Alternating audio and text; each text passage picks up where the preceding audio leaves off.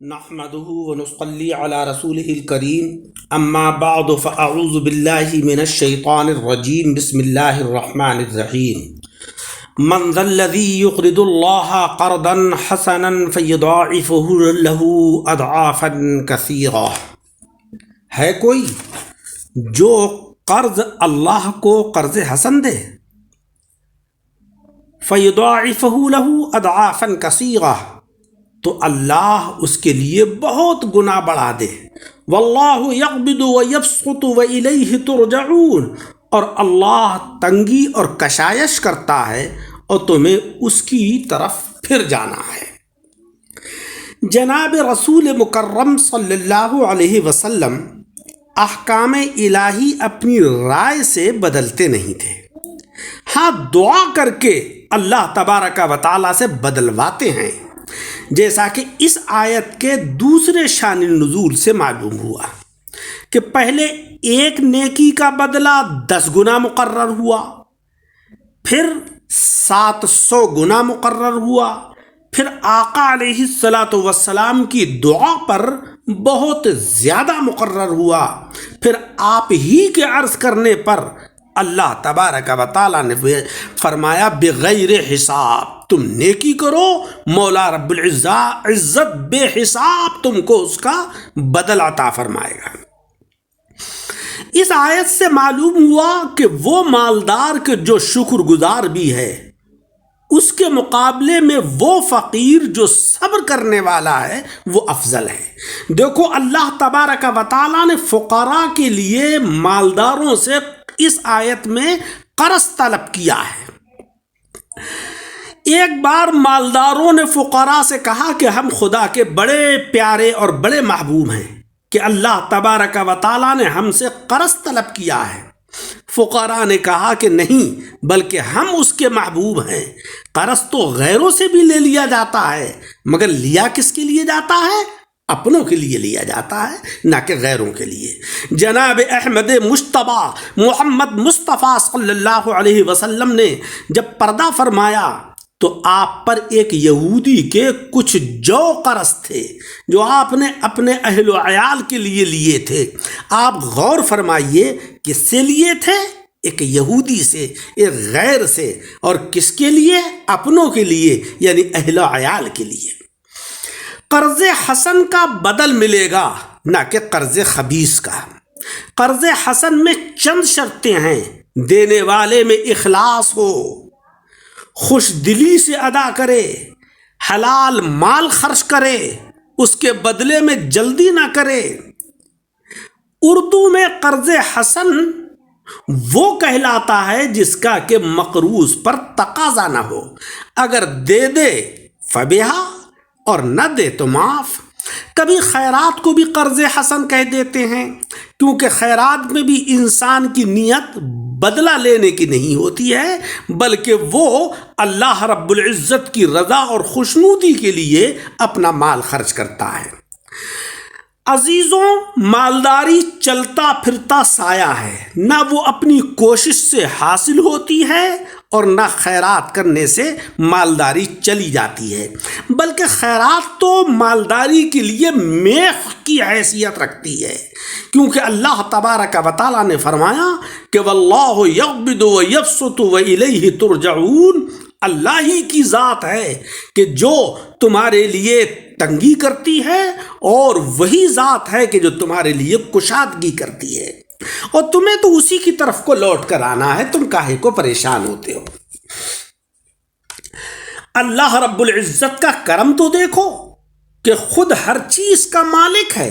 فرمان ہے کہ لہو ما فی السماوات و ما فی الارض، اسی کے لیے ہے وہ جو آسمانوں میں ہے اور جو کچھ زمین میں ہے، اور پھر خود ہی مسلمانوں کی جان اور مال کا خریدار ہے۔ فرمان باری تعالیٰ ہے کہ ان اللہ اشتری من المؤمنین انفسہم، بے شک اللہ تبارک و تعالیٰ نے ایمان والوں سے ان کی جانوں کو خرید لیا۔ پھر خرید کر اور عاریتاً سب کچھ دے کر خود ہی ان سے قرض طلب فرمایا، اور فرمایا کہ من ذا الذی یقرض اللہ قرضا حسنا، کون ہے کہ وہ جو اللہ تبارک و تعالیٰ کو قرض دے، قرض حسن۔ پھر اس پر بہت نفع کا وعدہ کیا اور فرمایا اضعافاً کثیرا، دینے والا تو بڑا کریم ہے، لینے والے میں بھی ہمت ہونا چاہیے۔ کوئی اس سے جنت مانگتا ہے، کوئی حور و قصور مانگتا ہے، مگر عاشق جانباز خود اللہ تبارک و تعالیٰ کی ذات کو مانگتا ہے۔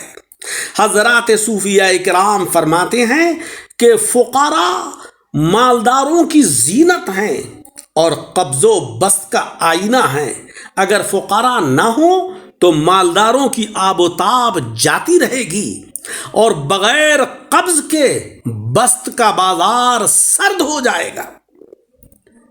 صرف گدھا ہی کریم کا عاشق نہیں ہوتا ہے، صرف محتاج ہی سخی کا عاشق نہیں ہوتا، بلکہ کریم بھی گدھا کا چاہنے والا ہوتا ہے، کیونکہ فقراء سے کریم کے بازار کی رونق ہے۔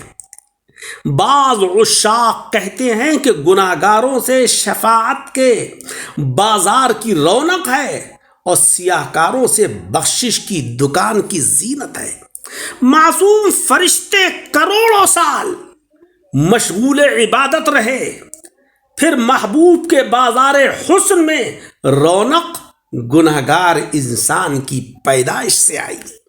جب فرشتوں نے عرض کیا کہ الہی اس فسادی خون ریز کو کیوں پیدا کرنا چاہتا ہے، یعنی حضرت آدم علیہ السلام کو، ہم تو تیری تسبیح اور تقدیس کے لیے حاضر ہیں، وَنَحْنُ نُسَبِّحُ بِحَمْدِكَ وَنُقَدِّسُ لَكَ، تو اللہ تبارک و تعالیٰ نے فرمایا انی اعلم ما لا تعلمون، بے شک میں جو جانتا ہوں وہ تم نہیں جانتے ہو، تم اس راز کو نہیں جانتے ہو۔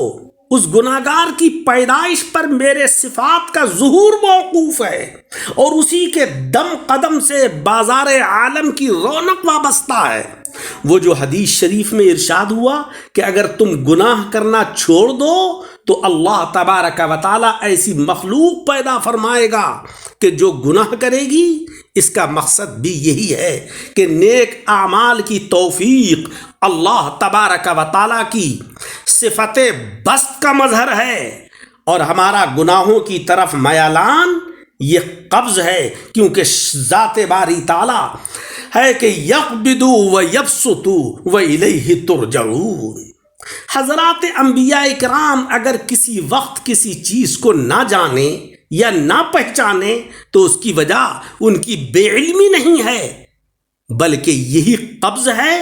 ایک وقت سرکار دو عالم جناب احمد مجتبی محمد مصطفیٰ صلی اللہ علیہ وسلم کو غسل فرمانا یاد نہ رہا، مصلی پر تشریف لے آئے، پھر یاد آیا تو غسل فرمایا، پھر نماز پڑھائی، یہ ہوا قبض۔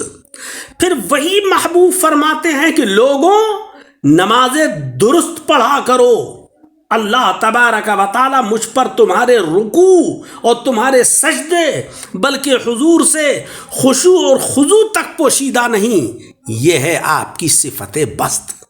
اللہ تبارک و تعالی ہی بسیط ہے، وہی تنگی پیدا کرتا ہے اور وہی کشائش پیدا کرتا ہے، لہذا بندے کو یہ چاہیے کہ ہر وقت اللہ تبارک و تعالیٰ کی طرف کو رجوع رہے، اسی کو یاد کرتا رہے۔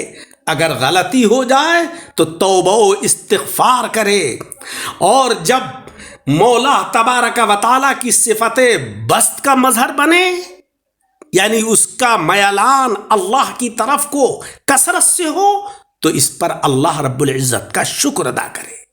مولا تبارک و تعالی مجھے اور آپ سب حضرات کو عمل کی توفیق عطا فرمائے۔ درس کو سن کر احباب کے ساتھ شیئر کریں اور ہمارے یوٹیوب چینل دعوت حق درس قرآن کو سبسکرائب کریں تاکہ دین کی معلومات آپ تک آسانی سے پہنچ سکے۔